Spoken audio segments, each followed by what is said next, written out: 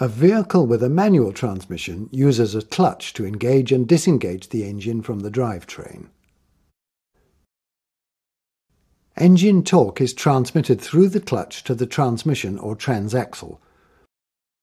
The transmission contains sets of gears that increase or decrease the torque before it is transmitted to the rest of the drivetrain.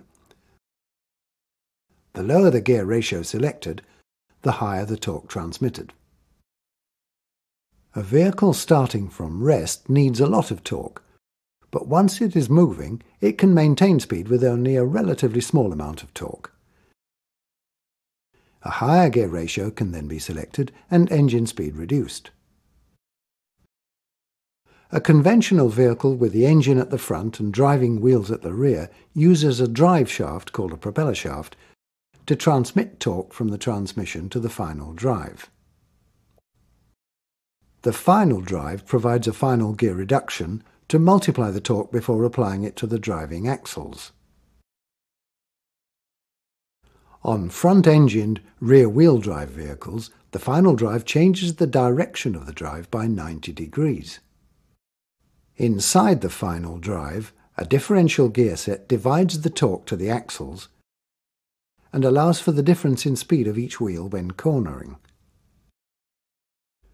Commercial vehicles may use a two-speed final drive. The low range provides more torque for lower speeds and heavy loads. High range is used for higher speeds and light loads.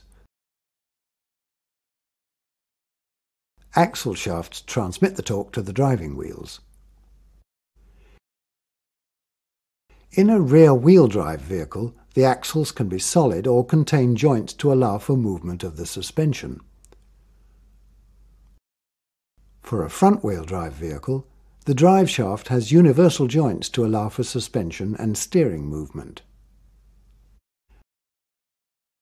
An automatic transmission or transaxle performs similar functions to a manual transmission or transaxle, except that gear selection is controlled either hydraulically or electronically.